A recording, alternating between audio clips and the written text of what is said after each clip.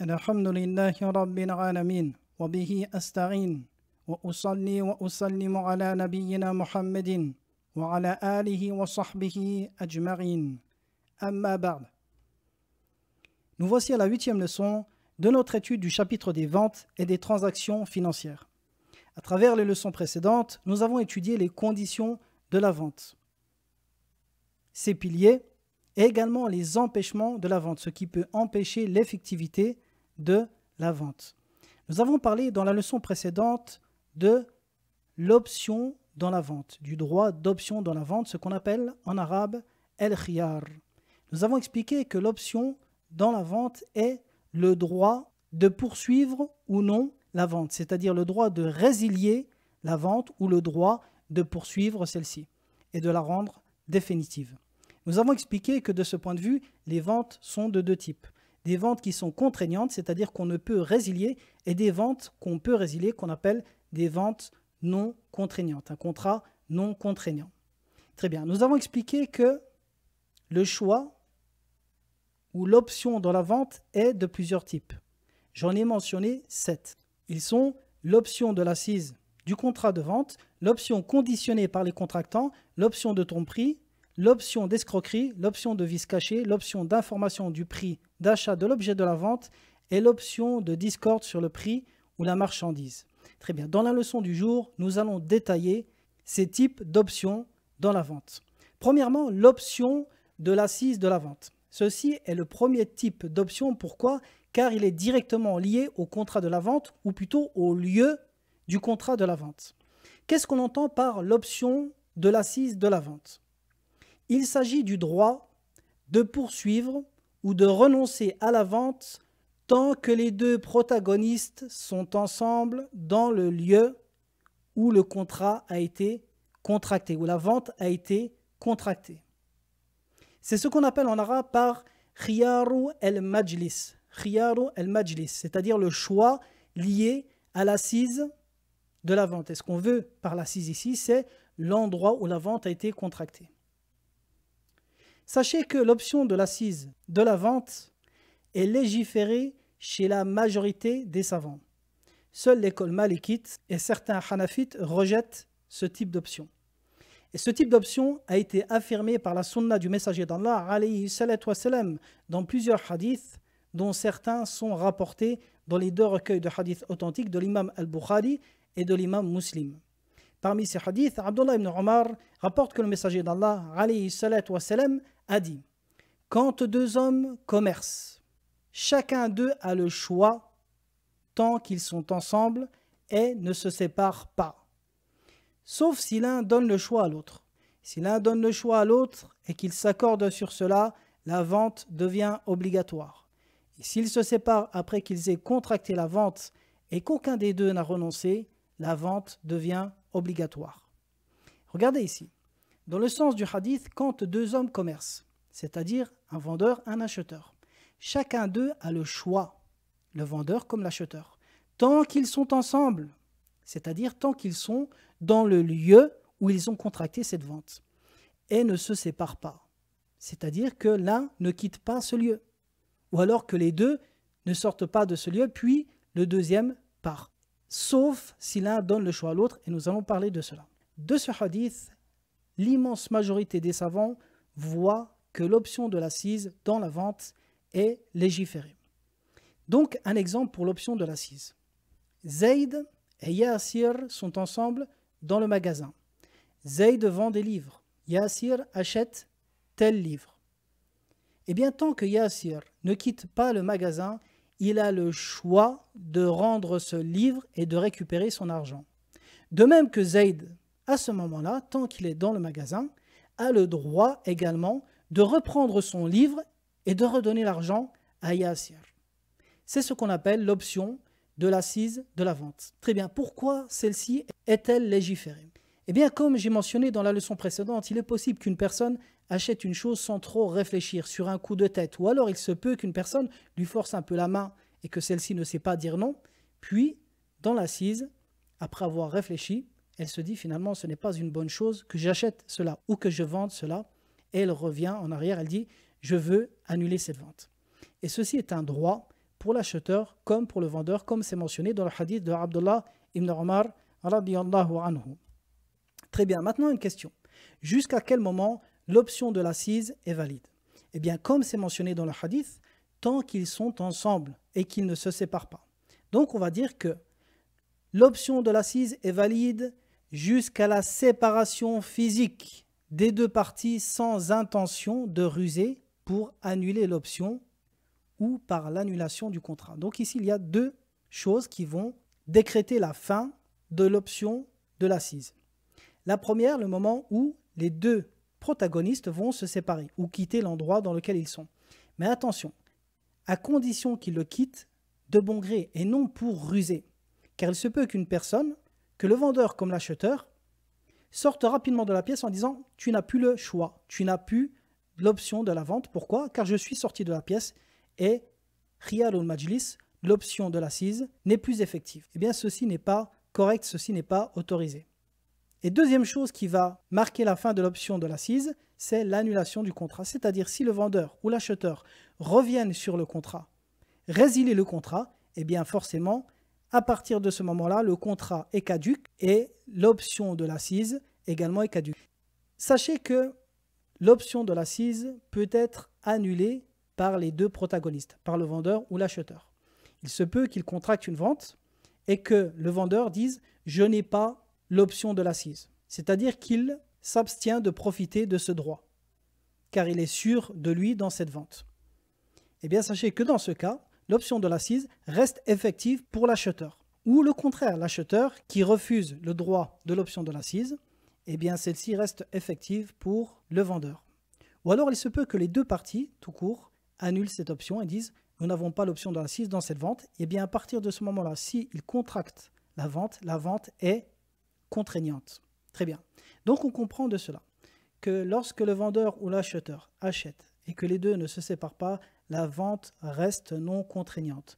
Jusqu'au moment où ils se séparent, la vente devient contraignante et alors il n'est plus possible ni pour le vendeur ni pour l'acheteur de revenir en arrière et de résilier celle-ci. Une fois séparés, donc la vente est définitive.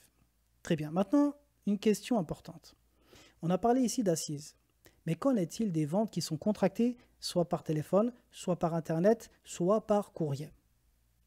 Sachez que certains savants, et parmi eux, Cheikh Mohamed ibn Salih al-Uthaymin, rahimahullah ta'ala, voient qu'il n'y a pas d'option d'assise pour les ventes contractées par téléphone. Seulement, beaucoup de savants voient que, ici, la conversation téléphonique fait office d'assise. Et c'est certainement la parole la plus juste et la plus correcte. Donc, l'option de l'assise dans une conversation téléphonique s'arrête par la fin de cette conversation.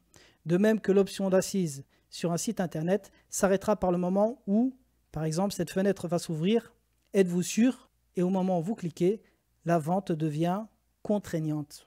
Quant au courrier, eh bien, l'option de l'assise n'est présente qu'au moment où le deuxième parti va recevoir la lettre du vendeur ou de l'acheteur et répondre à celle-ci. L'assise ici est restreinte à la personne qui va répondre au premier courrier. Donc voici pour ce qui l'en est au niveau des types de vente et l'option de l'assise. Très bien. Une question aussi, dans quel type de contrat l'option de l'assise est valable? Dans le hadith, il est mentionné la vente.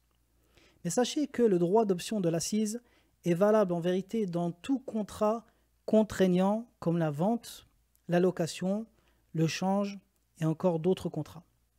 Quant aux contrats non contraignants, des contrats qui ne sont pas définitifs, eh bien, on n'a pas besoin en réalité de l'option de l'assise. Par exemple, les contrats comme El-Jarala qu'on va étudier par la suite ou encore El-Wakala, ces contrats n'ont pas besoin d'option d'assise. Pourquoi? Car ils sont non contraignants à la base. Et le but justement de l'option de l'assise est de permettre aux vendeurs comme à l'acheteur d'être sûrs et certains qu'ils agréent le contrat qu'ils sont en train de faire. Également, parmi les contrats qui ne sont pas sujets à l'option de l'assise, tout type de contrat qui touche à l'honneur et à la sacralité du musulman, comme le mariage ou comme l'affranchissement d'un esclave. Dans ce cas-là, il n'y a pas d'option d'assise. Deuxième type d'option, l'option conditionnée par les contractants. De quoi s'agit-il? Eh bien, il s'agit tout simplement que le vendeur ou l'acheteur, ou les deux, impose dans le contrat de vente une période déterminée à compter du début du contrat de vente qui leur permette de résilier la vente. C'est-à-dire c'est une option conditionnée cette fois-ci par les protagonistes. C'est-à-dire que pendant cette période, la vente est non contraignante selon le choix des contractants. Et comme c'est venu dans un hadith, el muslimoun ala shurutihim, les musulmans respectent leurs conditions. Très bien, quel est le jugement de l'option conditionnée par les contractants? Sachez que ce type d'option est légiféré chez les 4 écoles et même l'unanimité fut rapportée quant à la légifération de ce type d'option. Abdullah ibn Amr rapporte que le messager d'Allah alayhi salatu wassalam, a dit « Le vendeur comme l'acheteur a le choix tant qu'il ne se sépare pas, excepté dans la vente dont le choix est conditionné. » Hadith rapporté par les 2 imams Al-Bukhari et Muslim. Donc Abdullah ibn Amr rapporte ici que le messager d'Allah alayhi salatu wassalam, a mentionné, comme dans le hadith précédent de Abdullah ibn Omar, le vendeur comme l'acheteur a le choix tant qu'il ne se sépare pas. Ici, il s'agit de quoi? Il s'agit de khiyar el-majlis, c'est-à-dire l'option de l'assise de la vente. Seulement, il dit ensuite, excepté dans la vente dont le choix est conditionné. C'est-à-dire que dans une vente où l'option est conditionnée par les contractants, la période d'option est bien plus longue et elle dépasse largement le temps de l'assise ou le lieu de l'assise. Donc le messager d'Allah alayhi salatu wassalam, a dit ici, dans le sens de ses propos, excepté dans la vente dont le choix est conditionné. Il y a dans ce hadith une preuve que ce type d'option est légiféré. Très bien, une question importante maintenant, quelle est la durée de cette option? Sachez qu'il n'est pas permis de conditionner l'option dans la vente sans déterminer une période fixe. Il n'est pas permis de conditionner cette option à l'infini ou sans préciser le temps. Donc la durée doit être fixée. Lors du contrat de la vente ou un peu avant, mais pas après, par les 2 contractants, que celle-ci soit longue ou courte, il est permis de conditionner cette option 3 mois, 4 mois, 1 an ou plus. Il est permis. À partir du moment où les 2 contractants sont d'accord, ceci est permis. De même qu'il est permis que cette option bénéficie aux 2 contractants ou à un des 2 parties seulement. Ceci est permis. Il est permis par exemple que Zayd dise à Yassir « Je te vends ma voiture et tu as l'option conditionnée dans la vente pendant 1 mois ou pendant 2 mois. Tu as le choix. » À partir de ce moment-là, la vente ici devient non contraignante, unilatérale pour Yassir. C'est-à-dire que Yassir, l'acheteur, a le droit de résilier la vente. Par contre, elle est contraignante, unilatérale pour le vendeur. Lui n'a pas le droit de revenir. Ou alors les 2 se mettent d'accord pour la condition pour que chacun des 2 puisse bénéficier de cette option. Très bien. À partir de ce moment-là, la vente reste donc non contraignante durant cette période. C'est-à-dire que le vendeur comme l'acheteur, s'ils ont conditionné cela pour les 2, ont le droit de résilier la vente. Une chose importante maintenant. Lors de cette période, il est permis au vendeur comme à l'acheteur de revenir sur leur parole, de revenir sur ce contrat de vente et de l'annuler. Ce qui implique forcément que l'objet de la vente comme le prix de la vente ne sont pas en totale possession des 2 parties, du point de vue où le vendeur comme l'acheteur peut annuler la vente. Et c'est pour cela que les savants interdisent au vendeur comme à l'acheteur de jouir et de disposer du prix et de l'objet de la vente. C'est-à-dire que l'objet et le prix de la vente, tous 2 restent inaliénables durant l'option conditionnée de la vente. On entend ici par inaliénable le fait qu'ils ne peuvent ni le vendre ni le donner. Pourquoi? Car admettons que Zayd vende sa voiture à Yassir. Il dit « Je te vends ma voiture et nous conditionnons l'option dans la vente pendant 3 mois. » Yassir va avoir l'occasion de revendre cette voiture pour un prix intéressant pendant la période de l'option. Et il va le faire. Puis Zayd, après avoir bien réfléchi, décide de revenir sur cette vente. Et il appelle Yassir, il dit « Je veux annuler le contrat ». Seulement Yassir, à ce moment-là, a déjà revendu l'objet de la vente. Eh bien, sachez ici que les savants voient que la vente est caduque et qu'il n'appartient ni à l'acheteur ni au vendeur de vendre l'objet ou le prix de la vente. C'est-à-dire que Yassir ici devra redonner l'argent à la personne à qui il a vendu cette voiture et reprendre cette voiture pour la redonner au premier propriétaire qui est Zayd. Et la vente est caduque. Et non seulement elle est caduque, mais ce qu'il a fait est haram. Ce qu'il a fait n'est pas autorisé. Car le but de l'option conditionnée dans la vente est le fait de donner le choix aux deux protagonistes de revenir ou non sur celle-ci. Comment alors agréer que celui-ci revende le produit? Seul l'essai de l'objet est permis à l'acheteur. Effectivement, souvent, l'option conditionnée de la vente a pour but d'essayer l'objet de la vente. Et c'est pour cela que l'essai de l'objet de la vente est permis à l'acheteur. Seul l'essai est permis et non plus. On entend par l'essai ici ce qui suffit à l'acheteur pour s'apercevoir s'il y a des vices cachés, pour s'apercevoir si l'objet est en bon état, pour s'apercevoir s'il veut réellement l'objet. Par exemple, s'il s'agit d'une voiture, eh bien le fait de rouler tant de kilomètres dans ce qui est connu pour s'apercevoir d'un vice caché ou non. Et il ne lui est pas permis de l'utiliser plus que l'essai, sauf si le vendeur l'autorise. Très bien. Maintenant, à quel moment la vente va devenir contraignante avec ce type d'option? Eh bien forcément, le premier cas, lorsque la durée de l'option va s'écouler. Lorsque la durée de l'option sera écoulée, la vente deviendra contraignante. Par exemple, Zayd vend sa voiture à Yassir. Il conditionne l'option dans la vente pour une durée de 3 mois. Les 3 mois écoulés, la vente devient contraignante. Deuxième cas, lorsqu'un des deux protagonistes de la vente va mourir. Eh bien, sachez que son option, l'option conditionnée de la vente, est annulée en ce qui le concerne. Troisième cas, et ceci est très important. La vente également va devenir contraignante à partir du moment où l'acheteur va utiliser l'objet de la vente au-delà de l'essai. Pourquoi? Car employer l'objet de la vente au-delà de l'essai indique soit son agrément de cet objet, soit sa transgression vis-à-vis de celui-ci. Comme nous l'avons dit, il n'est pas permis de profiter ni d'avoir la disposition totale de l'objet ou du prix de la vente. Un exemple, Zayd a vendu sa voiture à Yassir encore, donc pour une période de 3 mois. Pendant ces 3 mois, Yassir va utiliser la voiture.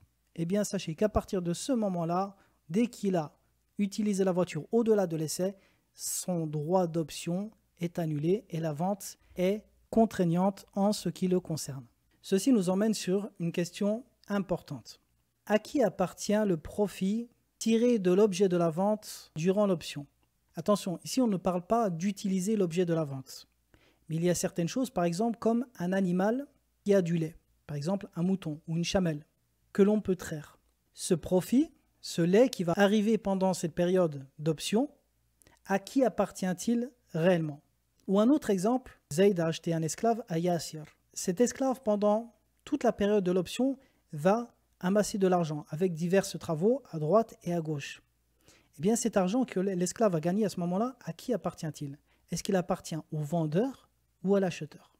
Eh bien, ici, sachez que déjà, c'est une question à divergence. Mais la divergence est basée sur un principe. Et le principe est qui est le garant de l'objet de la vente à ce moment-là? Qui est le garant de l'objet de la vente à ce moment-là?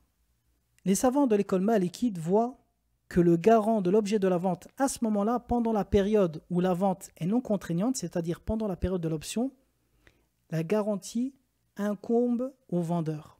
Et lorsque la garantie incombe au vendeur, bien celui-ci mérite les profits tirés de l'objet de la vente. Pourquoi? Car si l'objet de la vente périt à ce moment-là, ou est détruit, ou meurt, on ne parle pas du cas où l'acheteur serait la cause, mais on parle d'un cas d'une chose naturelle, par exemple, ou une chose extérieure.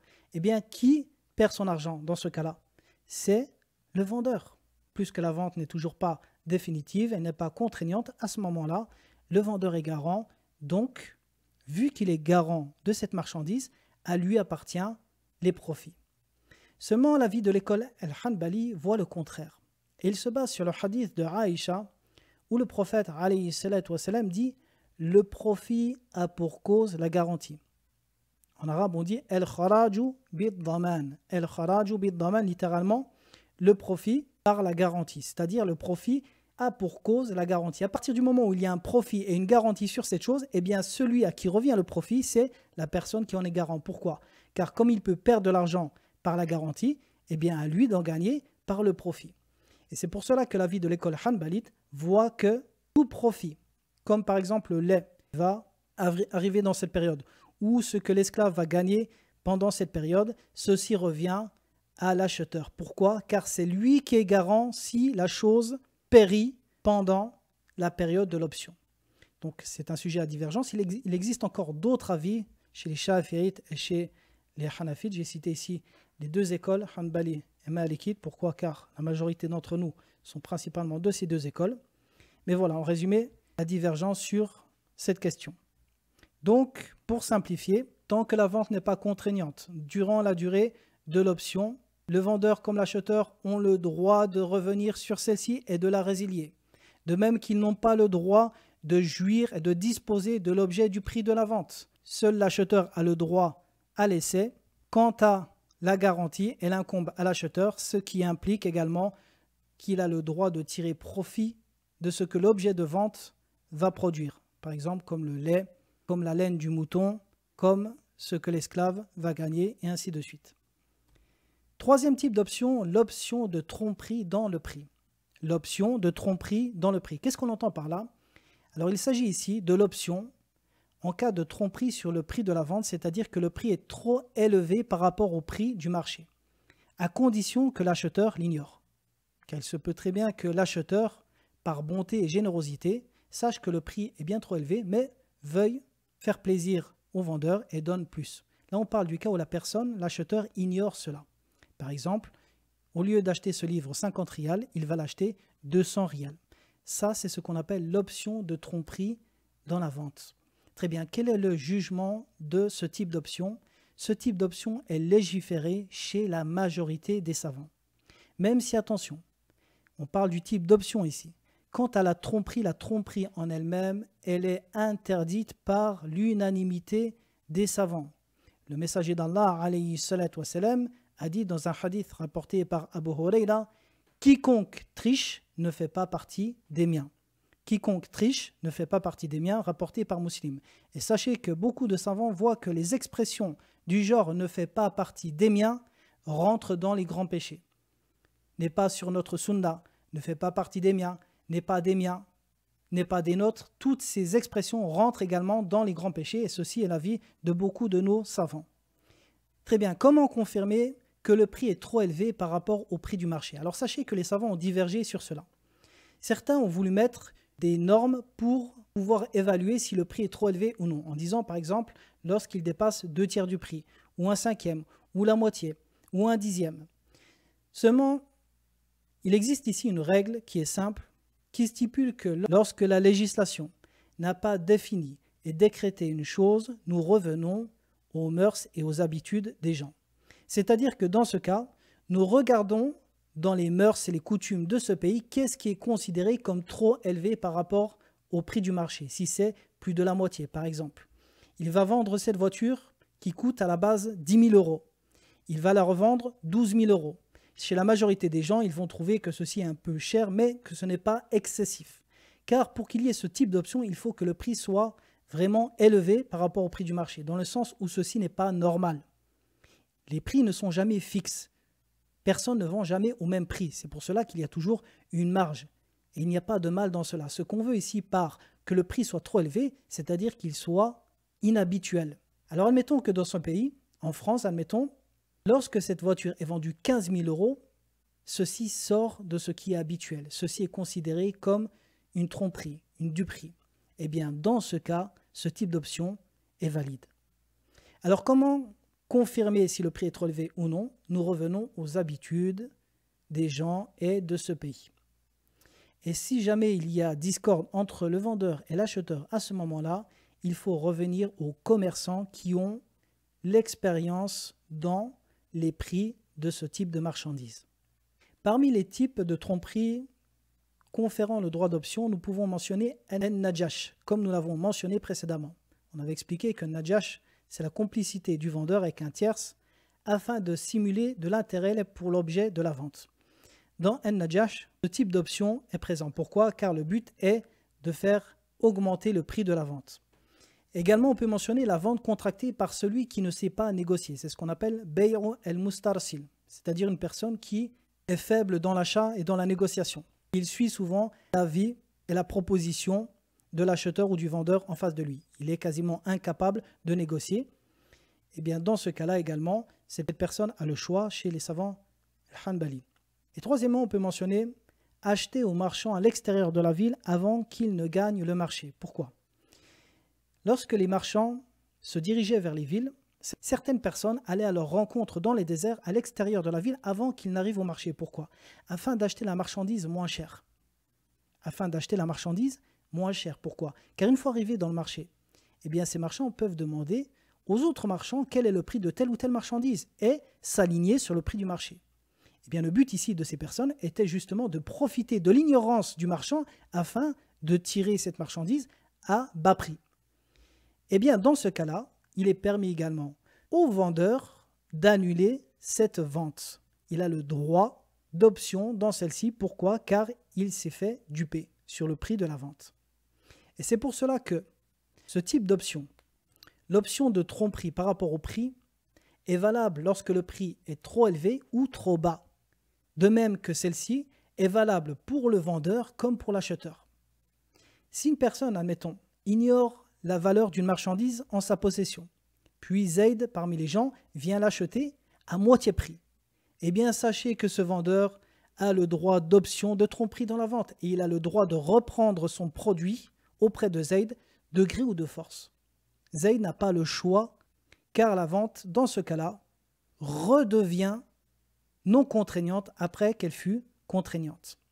Et c'est pour cela que le grand savant Al-Uthaymin, rahimahullah ta'ala, voit que l'option de du prix existe dans toute vente où le prix est trop élevé ou trop bas et que celle-ci existe pour le vendeur comme pour l'acheteur par rapport au prix du marché. Et voici la leçon d'aujourd'hui qui s'achève. Dans la prochaine leçon, nous compléterons le chapitre du droit d'option dans la vente. Je vous dis à très bientôt. Wa sallallahu ala nabiyyina Muhammadin wa ala alihi wa sahbihi wa sallam.